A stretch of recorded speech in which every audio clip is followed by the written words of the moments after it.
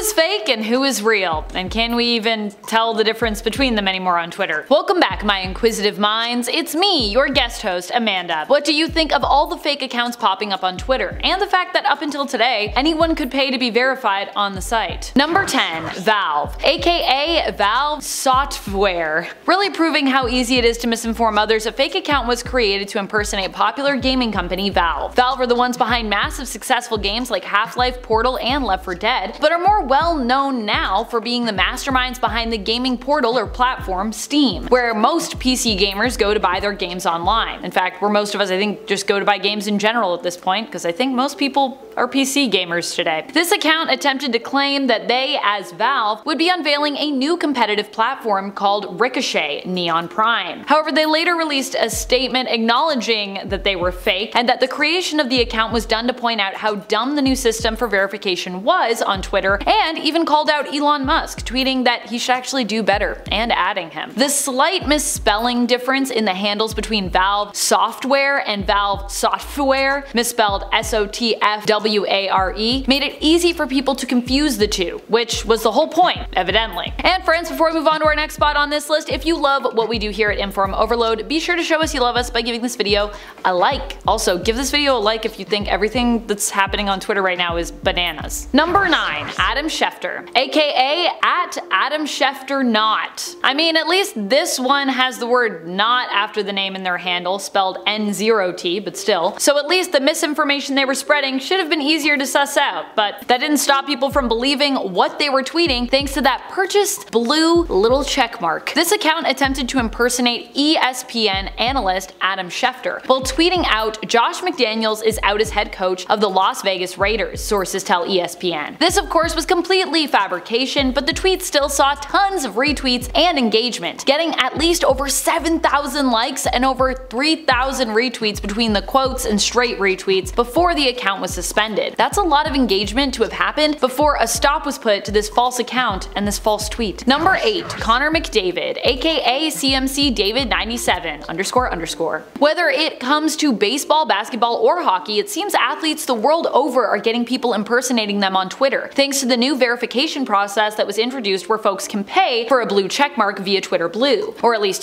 they could until Twitter Blue was paused, which happened today. Connor McDavid, captain of the Edmonton Oilers hockey team, was impersonated by an account that used the handle CMC David 97 with a few underscores at the end. They pretended to be Connor himself while tweeting, "I have officially been traded to the New York Islanders, but I will always be thankful for my time at Edmonton and the support I've gotten throughout the years. It's on to better and greater things in Long Island now. Hashtag Let's Go Oilers, hashtag Isles." Number 7. Aroldis Chapman, aka Aroldis Chapman. I can't believe they got that handle, that's insane. Aroldis Chapman saw his own impersonator pop up. If you aren't familiar, Aroldis Chapman is a baseball pitcher with the Yankees, and his impersonator was spot on when it came to the handle, simply using his name, which I guess wasn't yet taken on Twitter. Maybe Chapman should take that handle so that no one else can take it. The impersonator tweeted about a renewal of Aroldis' contract, claiming to be him while tweeting, "New York, I'm not going anywhere. I'm happy to announce I've re-signed with the Yankees for 3 more years." The following tweet in this thread from the account acknowledged that they were an impersonator too, going on to follow with "parody in my bio." Elon Musk has stated recently, however, that parody accounts will need to state they are parody accounts not just in their bio, but also in their name as well. Otherwise, they will be deemed just straight up impersonators. Also, I feel like this really can't be called a parody tweet, it's just a straight up impersonation. Well, if people want to impersonate people, be like, no, it's a parody. Number 6. LeBron James, aka King James. That's right, tons of pro athletes have been having folks impersonate them for whatever reason. I guess people impersonate celebrities to, I don't know, get clout, but what I don't understand is this would then of course be fake clout, because goodness knows you are getting followers and engagement only based on the fact that you're tricking people and they don't even really know who you yourself are. So it isn't really your clout here, it's like the athletes you're impersonating, it's really their clout. Regardless, if people are doing it for clout or not, LeBron James had an account impersonating him that actually did a pretty good job. They took inspiration from his own Twitter handle and tweaked it slightly to convincingly trick people into thinking that LeBron was leaving the Lakers. They used the handle King James with King capitalized and James changed to James with a Z. Number 5. Nestle, aka Nestle Death Cult. This one is no longer operating, as actually I'm pretty sure almost all of the ones on here are no longer operating because yeah, Twitter caught them, but seem to be focused on exposing the dark truths of Nestle, hence that handle Nestle Death Cult. One of their tweets read, "We steal your water and sell it back to you, lol," acknowledging all the controversy around Nestle's bottled water and of course, you know, almost all bottled water really, because it's really not very good for you, or not very good for the planet, so not really good for you because you live on the planet, you know what I mean? The crazy thing about this impersonating account is that it actually seems that it was being used to, yes, troll Nestle, but also to actually spread awareness about their more questionable practices and water bottle practices in general. Never mind all the plastic required in water bottle production, which uses tons of oil by the way, but they also are known for bottled at the source, means taking water from places at the land's surface where it flows naturally. What does this mean for the environment and us, the people who live here and, you know, need water, and also all the animals and everything else on the planet that needs that? It means that we may face water shortages and depleted waterways, which affects, well, pretty much everyone. The really crazy thing is that companies like Nestle also essentially do this for free, as the water that they get is usually like publicly owned, with them only really having to pay a very minimal fee once a year to the state, or perhaps just once like ever, which is insane.